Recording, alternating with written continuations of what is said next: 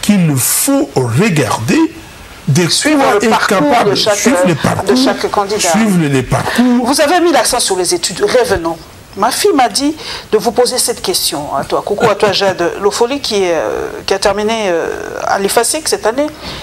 Les études. Est-ce que c'est important, les études? Parce qu'ils se disent aujourd'hui, Chancelo Kupamba, maman, j'arrive en 3e graduat, mais bon, à quoi bon? Parce que il y a des candidats qui n'ont même pas fait, je ne sais pas moi, telle étude ou telle étude. Est-ce que les études sont encore importantes pour les candidats, que ce soit les provinciaux, les députés nationaux ou même les candidats à la présidence? Les études sont importantes, mais quelles études? On ne veut pas dire parce qu'on n'a pas fait l'université que on n'est pas important. C'est ça. Attendez. Les acquis des connaissances. Bérégovoy n'avait pas fait l'université, mais vous pouvez mettre le premier ministre français. L'ancien premier ministre français, oui. Mais vous pouvez mettre même sur 100 universitaires français, vous le mettez avec Bérégovoy, il pouvait les battre. Parce que ce monsieur a acquis des connaissances différemment. Ok? Donc ce n'est pas forcément aller s'asseoir sur le banc de l'université. Mais il y a des études où les niveaux, c'est pour cela, nous, par exemple, dans la dynamique de l'opposition, et j'ai dit dans mon programme que l'école est obligatoire jusqu'à l'âge de 14 ans. La base, exactement, les fondamentaux, il faut les avoir. Si vous n'avez pas les fondamentaux, qu'est-ce que vous allez faire? Alors après, si vous avez les fondamentaux, vous avez fait les études à un certain niveau, vous pouvez acquérir d'autres connaissances différemment. Peut-être les parents n'avaient pas les moyens de vous envoyer à l'université. Peut-être il s'est passé quelque chose. Donc, les diplômes, c'est un parchemin, c'est un passeport, mais qui peut-être aussi ne veut absolument rien dire. Il y a des gens qui ont des diplômes, mais qui ne peuvent pas défendre ces diplômes. Mais l'expérience, c'est autre chose. Avoir touché, travaillé, mis les mains dans les cambouis, et faire des choses que les gens ont appréciées. Avoir amené des résultats concrets. Et ça, c'est différent. Parce qu'un des candidats m'a dit, non, les études sont vraiment la clé. On ne peut pas mettre à la tête de la RDC quelqu'un qui n'a pas étudié, qui n'a pas de diplôme, qui n'a pas, comme vous avez dit, d'expérience, qui a côtoyé, qui a déjà dirigé aux États-Unis. Ça se fait. Pour être président des États-Unis, vous devez passer par tel cursus, même en France. Mais chez nous, il n'y a pas ce cursus-là pour être chef de l'État. On se réveille un beau matin, on devient chef de l'État en RDC. C'est ça le problème. Aux États-Unis, on ne demande pas les cursus, mais c'est connu. Oui, il faut être de fois gouverneur ou sénateur ou quelque chose comme ça. Donc, ça passe quelque part. Voilà. Vous avez déjà géré quelque part. C'est ça l'expérience. J'avais mal compris. Si c'est les cursus, expérience, oui. Non, tout à fait. On ne peut pas venir comme ça de but en blanc. On se dit que moi je vais diriger un pays. Vous allez commencer par où? J'ai toujours dit, il y a des notions, il y a des concepts qu'il faut maîtriser. Vous ne viendrez pas apprendre sur le fauteuil du président de la République. Il y a des choses que vous devriez déjà être familier avec. Donc je suis d'accord sur l'expérience, je suis d'accord sur l'exposition. Je ne mets pas pour votre fille, sinon il va me dire, ah non, écoutez, vous avez mis les diplômes de côté. Non, il faut étudier. Mais même au-delà des études, il faut continuer à s'informer, à s'instruire, aller plus loin, avoir de la connaissance. Il faut le faire. Mais, pour ceux qui n'ont pas de diplôme, ils ne doivent pas se sous-estimer. Ils peuvent aller au cours du soir. Cette polémique, vous le savez. Vous savez. Entre candidats qui sont diplômés et non diplômés. Non, vous savez qu'en France, vous le savez. En France, il y a une grande école qui s'appelle les Conservatoires nationaux des arts et métiers. Dans cette école-là, c'est comme l'université, plus que l'université. Si vous terminez dans une université française, n'importe laquelle aujourd'hui, et quelqu'un qui termine aux arts et métiers, je dis l'université, pas les écoles de commerce, tout ça, ou Sciences Po. Mais si vous terminez aux arts et métiers, on prend quelqu'un des arts et métiers. La formation est d'une efficacité exceptionnelle. Mais aux arts et métiers, on entre comme ça, comment? Avec 3 fiches de paye. On ne vous demande pas d'avoir le diplôme, 3 fiches de paye, mais seulement pour sortir de là. Et quand vous ne pouvez pas, vous partez, et quand vous sortez de là, c'est que vous êtes calé, vous êtes qualifié. Donc je demande aux gens d'étudier. Il faut étudier et c'est très important. Et d'avoir de bonnes études. C'est pour ça que je demande aux professeurs de ne pas, comment dire, monnayer le point. Et vous avez vu dans notre programme l'éducation. Et nous avons mis 30% du budget national, le budget de l'État, 30% pour l'éducation, la recherche Et l'innovation, c'est très important. Nous revenons à la résolution 1325 du Conseil de sécurité.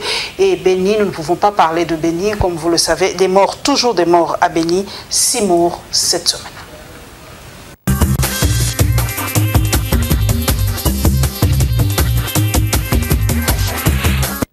En 2000, le Conseil de sécurité des Nations Unies reconnaissait non seulement l'impact particulier des conflits sur les femmes, mais aussi le besoin de considérer celles-ci comme partie prenante à la prévention et à la résolution des conflits.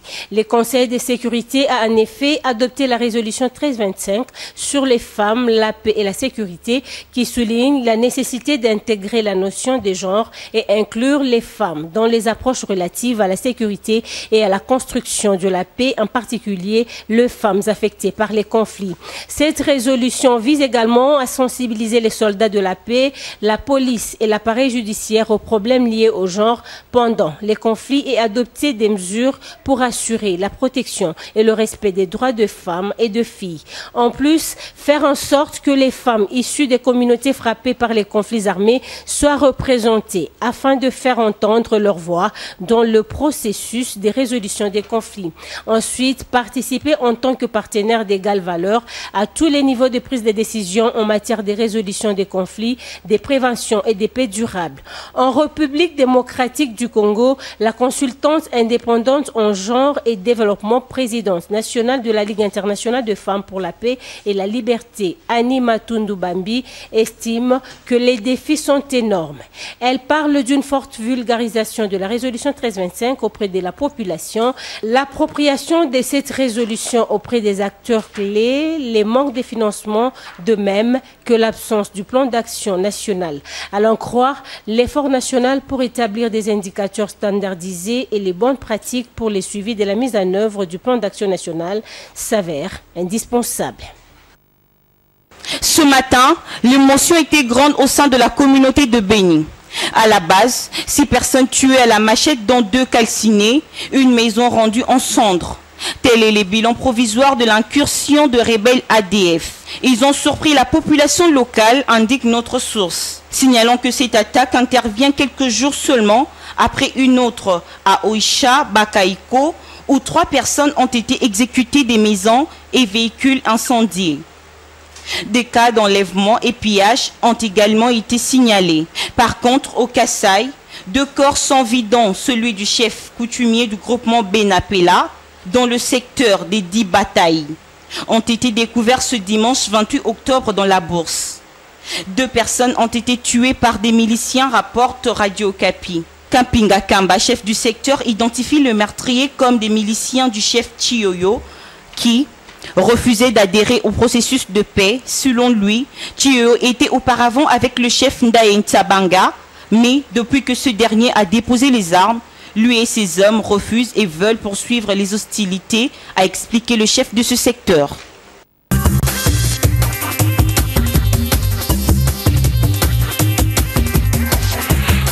Martin Fayoulou, vous êtes candidat à la présidence de la République.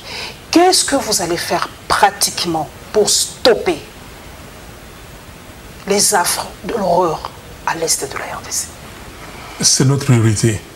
La paix et la sécurité, c'est une des priorités pour Martin Fayoulou, pour la dynamique de l'opposition. Pour nous, d'abord, c'est un état de droit. Bâtir un état de droit où les règles sont respectées, les lois sont respectées par tous les citoyens congolais. Et ensuite, la sécurité, la paix. Et à Béni, on ne pourra plus voir ce qui se passe aujourd'hui. Monsieur Kabila et son gouvernement, au lieu de faire ce qu'ils font, de refuser l'argent de la communauté internationale, de prendre l'argent de la République pour investir dans les élections. Et la communauté internationale est prête à donner de l'argent pour les élections. Ils pouvaient accepter cet argent et prendre tous ces camions-là, aller à Béni, aller à Nitouri, assurer la paix et la sécurité. Pourquoi il ne le fait pas? La question fondamentale, pourquoi il ne le fait pas? Tous ces policiers-là, j'apprends qu'on va donner 25 policiers aux candidats députés, aux candidats présidents de la République. Non, non, non. J'en ai pas et j'en ai pas besoin. J'en aurai pas. Je n'ai pas besoin. Qu'est-ce qu'ils vont faire chez moi? Donc, la paix, c'est l'élément clé, parce que sans paix, vous ne pouvez rien faire. Comment nous pouvons être à l'aise pendant que nos frères et sœurs sont tués tous les jours? Il n'y a pas de sécurité, il n'y a pas de paix, il n'y a pas de tranquillité. Les enfants ne peuvent pas aller à l'école, les mamans ne peuvent pas aller au champ, personne ne peut vaquer paisiblement à ses occupations. Est-ce qu'on est un gouvernement? On est un gouvernement. Les minerais, on sait, c'est le nerf de la guerre à l'est de la République. Certains candidats ont déjà dit qu'ils vont revoir ce code minier. Est-ce que Martin Fayulu, dès qu'il est président de la République, quelle est votre réaction ou quelle sera votre décision par rapport à ce code minier révisé? Parce que déjà certains candidats ont dit qu'ils vont revoir ce code minier. Hein. Même le FCC a dit que les relations avec la Belgique sont indispensables, on doit revoir certaines choses. Est-ce que Martin Fayulu va revoir le code minier? Les codes miniers, qu'est-ce que les codes miniers? On a changé, vous savez, de 2 à 10% et tout, que l'argent revienne à l'État et tout. Qu'est-ce que les codes miniers a à voir avec l'insécurité à l'Est? Mais beaucoup de multinationales, Martin Fayulu, profitent de cette situation. Dites-moi, on parle tellement de multinationales. Moi, j'ai été... Vous avez travaillé là. Oui. Est-ce que c'est vrai, cette puissance qu'on octroie aux multinationales? Dites-moi, combien de multinationales sont ici? La mienne, ExxonMobil, a quitté les Congo parce que c'est peanut, ça ne représente absolument rien. Combien de multinationales sont? Il y a certainement des aventuriers, des gens qui profitent des situations, mais ne parlez pas de tous. Les voisins aussi. Hein.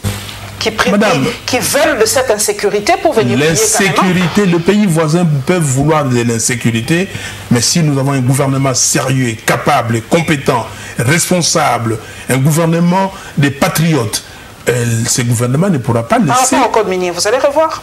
Non, pour moi, nous, dans le programme de Fayulu, sur les codes miniers, nous disons ceci, nous allons harmoniser le vu entre les gouvernements et les partenaires à ces sujets.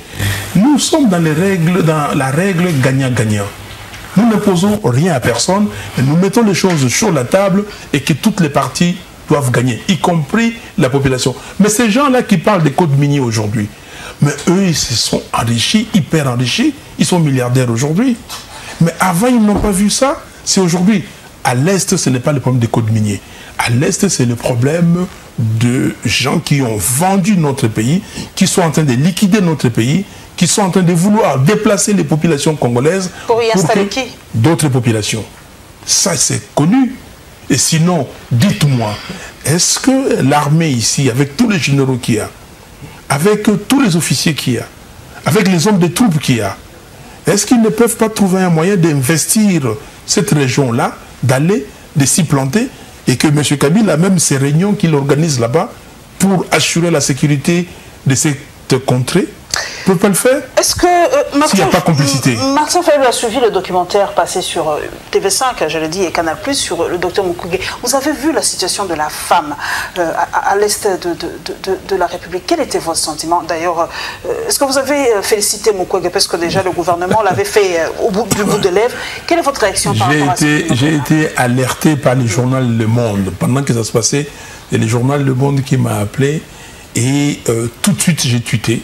Et après, j'ai eu le docteur Mukwege au téléphone, je l'ai félicité. Et vous ne pouvez pas savoir quelle était ma joie. J'ai versé des larmes. Et même le journaliste du Monde a dit, mais qu'est-ce qui s'est passé? J'ai versé des larmes de joie.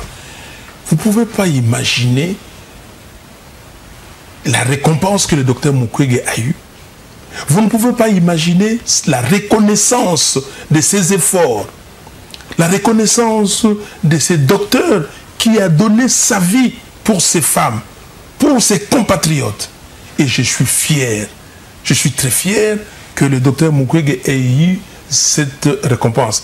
Peut-être vous voyez le prix Nobel, mais si vous voyez tous les prix que le docteur a alignés, a déjà eu, et si vous voyez tout ce que le docteur a inventé, a mis en œuvre pour soigner ces femmes, nous devons être fiers. Il y a des mauvaises langues qui disent que non, ben, de toutes les façons, les Blancs ont leurs critères, donc ce sont les Blancs, c'est comme on dit en lingala, ils savent pourquoi ils ont octroyé ce prix au docteur Mukwege, parce qu'ils sont peut-être les instigateurs, entre guillemets, de cette situation à l'est de la République. C'est un peu pour soulager leur conscience, comme ce qui s'est passé au Rwanda par rapport au génocide. Mais il y a un gouvernement, mais le gouvernement qui est contre ce docteur Mukwege, s'il le savait, ça, les gouvernements qui se disent souverains, Ok, un pays souverain, vous avez un gouvernement et vous, dans votre périmètre, et vous laissez faire des choses, vous n'êtes pas un gouvernement.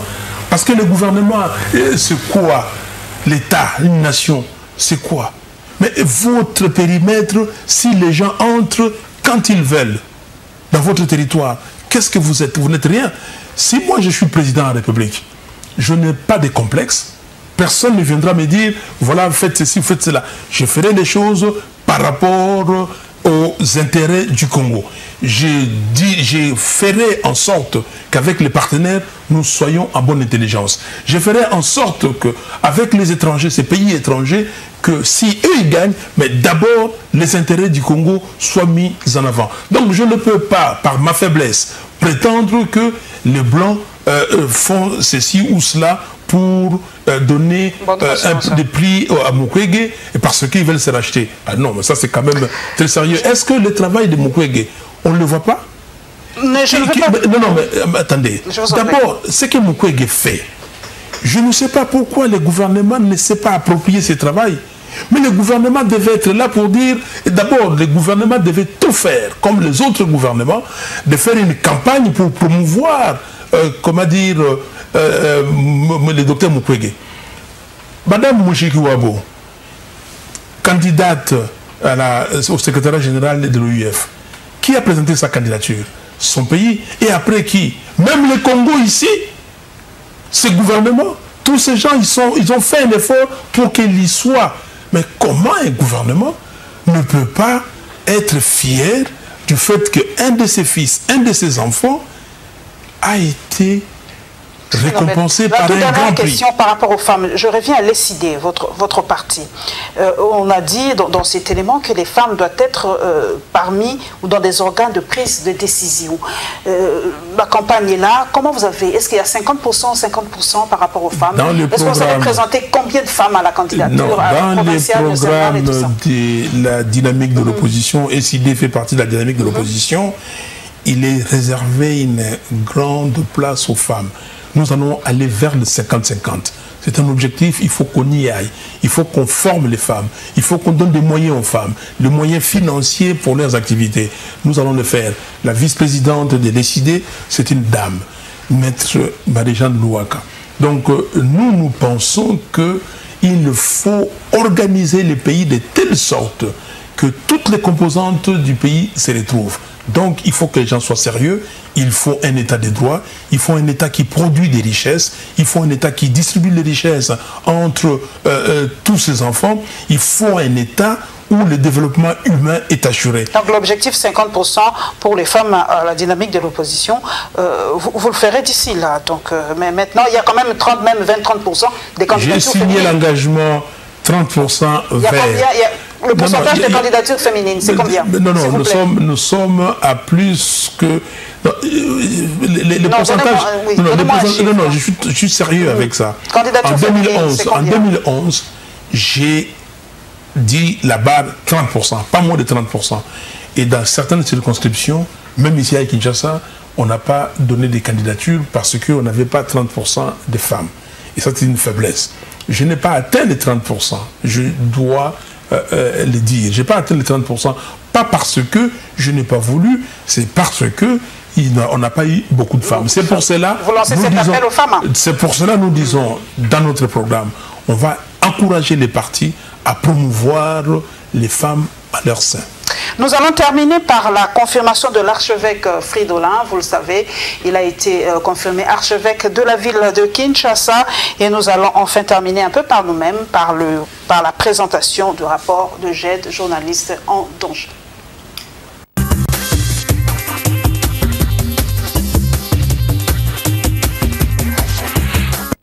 C'est ce 1er novembre que Laurent Monsengo a officiellement passé la main à Fridolin Ambongo comme archevêque de Kinshasa. Sa confirmation en ce jour vient du pape François depuis le Vatican. Ce dernier qui avait nommé en février 2018 l'actuel archevêque comme coadjuteur du cardinal Monsengo.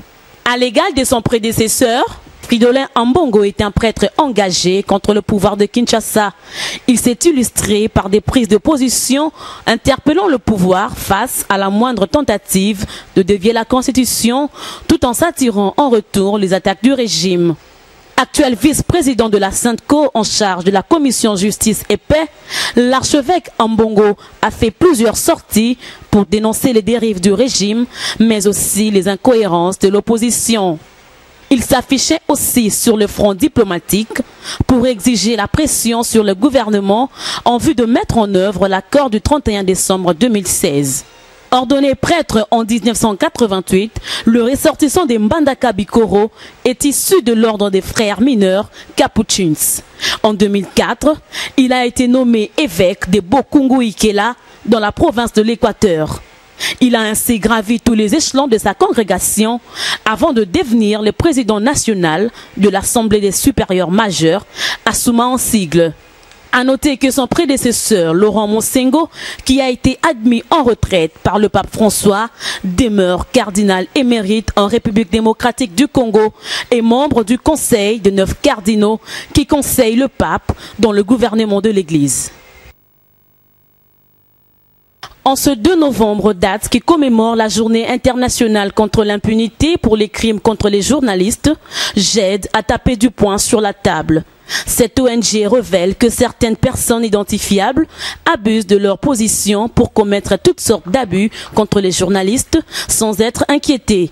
Selon Tivis Tivwadi, le secrétaire du JED, 121 cas d'atteinte à la liberté de la presse ont été enregistrés en RDC en 2018. Nous avons compté 121 cas d'attaques diverses contre les journalistes et les médias en l'espace donc de 12 mois. Sur les 121 cas, près de la moitié, soit 54 cas, sont le fait de la police et de l'ANR, tandis que 40 cas reviennent aux autorités politico-administratives, c'est-à-dire les gouverneurs des provinces ou les administrateurs des territoires. Au regard des crimes commis contre les journalistes, Tivis Tivwadi souligne que l'heure est de pointer du doigt ce qu'il appelle les prédateurs de la liberté de la presse, avant d'appeler à la cessation des interférences politiques dans le travail du journaliste.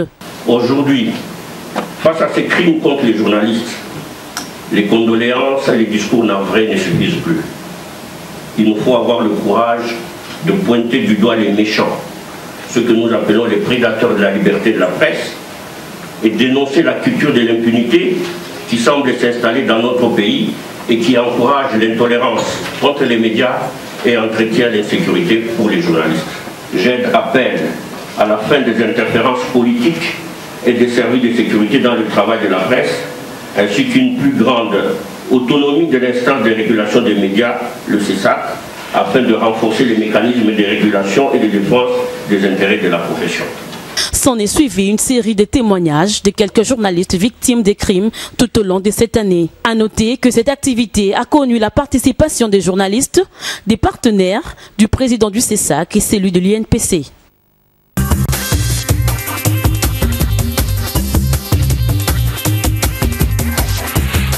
Nous sommes en train d'atterrir, Martin Fayoulou. Votre réaction par rapport à la confirmation à l'archevêché de Kinshasa de Monseigneur Fridolin Ambongo. Qu'est-ce que vous avez raison? Il est le digne successeur de Monseigneur? Et bien sûr, avec beaucoup de joie. Et vous avez vu le parcours de Monseigneur Fridolin Ambongo. C'est un parcours qui est éloquent. Et moi, j'ai appris à les connaître lors de dialogue de la Sainte-Co. Et il a dirigé les travaux avec maîtrise et il connaît le pays, il connaît les hommes, il aime ce pays, il veut que le pays aille de l'avant et donc je suis très content que ce soit lui qui remplace les cardinaux. D'ailleurs, c'est vous-même qui avez parlé de la Sainte-Co et les gens disent que la Sainte-Co n'est que l'appendice de l'opposition, où vous êtes en accointance avec l'Église catholique, ou que l'Église catholique ne fait que répéter vos mots, ou c'est le contraire. Quelles sont les relations que vous avez? Quelles sont les relations que vous avez avec l'Église catholique, en fait, l'opposition? Mais quelles relations on peut avoir avec l'Église catholique? Ce sont nos pères spirituels. Quelle relation nous avons quand ils disent la messe, nous allons à la messe? Quelle relation on peut avoir outre mesure? Il y a des gens, effectivement, qui peuvent avoir des relations de famille ou des relations, je ne sais pas lesquelles, mais il n'y a pas de relations politiques. L'Église ne fait pas la politique, mais l'Église s'occupe de ses enfants, des fidèles, et l'Église veut que les fidèles aient une vie paisible. L'Église ne... Question directe, moi j'aime bien. Est-ce que l'opposition ne se cache pas en dessous de l'Église catholique? Comment? Parce Par que vous rapport à avez votre dit... prise de décision de voir le CLC, l'Église catholique et tout ça. Est-ce que vous ne vous cachez pas derrière l'Église catholique? Vous avez dit que sans le CLC, on ne pouvait rien faire. Parce que le CLC a organisé des manifestations, le MES, nous sommes partis le MES le matin, après on a marché. Mais vous avez vu, le 26 octobre, nous avons tenu un meeting, un grand meeting, avec une population que personne ne pouvait imaginer. Vous avez vu, comment dire, dernièrement, nous avons, le 19 septembre, le meeting c'était le 29 septembre, je commence à confondre, le 29 septembre, nous avons tenu le meeting et il y avait du monde. Le 26 octobre, nous avons fait la marche et c'était plein à craquer et le boulevard Lumumba était noir du monde. Vous voyez ça, il n'y avait pas le CLC. Donc, le CLC, l'Église fait son travail. Même les laïcs catholiques, ils font leur travail. Nous, les politiques, nous faisons notre travail. Mais, en notre sein, nous sommes chrétiens, nous sommes membres de l'Église. Mais les pères de l'Église n'influencent pas outre mesure les politiciens. Je ne veux pas terminer, un internaute m'a dit carrément de vous poser cette question, je ne veux pas passer outre. Quelles sont vos relations avec Félix Tshisekedi aujourd'hui? Très bonne. Moi, Fayoulou, oui. Très bonne. J'ai Félix régulièrement au téléphone, très bonne, je n'ai aucun problème. Pourquoi vous pensez qu'il y a quelque chose? Je vous pose la question. La tension, c'est bon, il n'y a pas de problème. C'est bien, je peux vous montrer mon appareil et les nombres de fois que j'ai appelé. Je vous ferai le plaisir et puis les messages et tout ça. Est-ce que le fait que vous soyez ensemble comme rival, en fait, rival entre guillemets, cela ne crée pas de friction? Déjà vos militants, comment vous gérez cette tension entre vos militants, le militant de l'UDPS, le militant de l'UNC, les dynamiques, de l'SID, quand il y a des échanges assez houleux, je me permets de le dire, il y a même des échanges injurieux sur les mails. Comment vous gérez ça en fait? Mais non, mais écoutez, d'abord, il faut qu'on soit responsable. Nous savions dès le départ qu'on arriverait à cette situation. Quand nous avons dit qu'il faudrait qu'il y ait un candidat commun, nous à l'SID, à la dynamique, du 3 au 5 décembre 2015, nous avons tenu notre congrès et nous avons dit que l'SID plaide pour une candidature commune de l'opposition. Mais ça allait se faire comment? On savait, candidature commune, ça veut dire qu'il y a plusieurs candidats au départ. On savait, dans tous les partis, quand vous allez au Parti républicain, avant les primaires, pendant les primaires, il y a toujours des frictions qui existent, mais nous sommes un corps, nous sommes tous là. Celui qui sera choisi va nous représenter pour aller aux élections sans machine à voter. Surtout c'est vrai que les réseaux sociaux n'est que l'image, mais sur les réseaux sociaux, comment vous allez gérer les gens qui seront peut-être déçus qu'on n'ait pas choisi Martin Fayoulou, qui disent comme ce n'est pas Martin Fayoulou, je ne vote plus. Comment vous allez gérer tout ça, toute cette tension-là? Non, c'est comme Madame Hillary Clinton a géré les militants, les partisans de Bernie Sanders, quand Sanders n'a pas été choisi dans les primaires. C'est pareil. C'est comme aussi dans tous les partis républicains, les partis socialistes français, nous allons les gérer, mais c'est le peuple qui a le dernier mot. Le peuple est souverain. Nous ne pouvons faire que ce que le peuple veut. Le peuple gagne toujours. Le peuple gagne toujours et le peuple gagnera. Nous sommes vraiment à la fin. Un dernier mot, candidat numéro 4, sans machine à voter, je vous le dis, parce que s'il y a machine à voter, Martin Fayoulou a dit, n'y allez pas, n'y touchez pas. Donc, candidat numéro 4, selon la CENI, un tout dernier mot, vraiment, quelques postures de minutes. Mais vous m'avez retiré ma conclusion, c'est ça. Citoyens congolais, peuple congolais, ce pays nous appartient à nous tous. Ce beau pays que Dieu nous a donné, il a donné à nos ancêtres et à nos parents. Les parents nous ont laissé et nous allons laisser à nos enfants et à nos petits-enfants. C'est un beau pays avec d'énormes richesses. Mais M. Kabila et M. Nanga veulent déstabiliser ces pays, je ne sais pas pourquoi. Nous avons besoin des élections crédibles, transparentes et apaisées, sans machine à voter. Ne laissez pas faire les élections ici avec cette machine. Ne touchez pas à cette machine.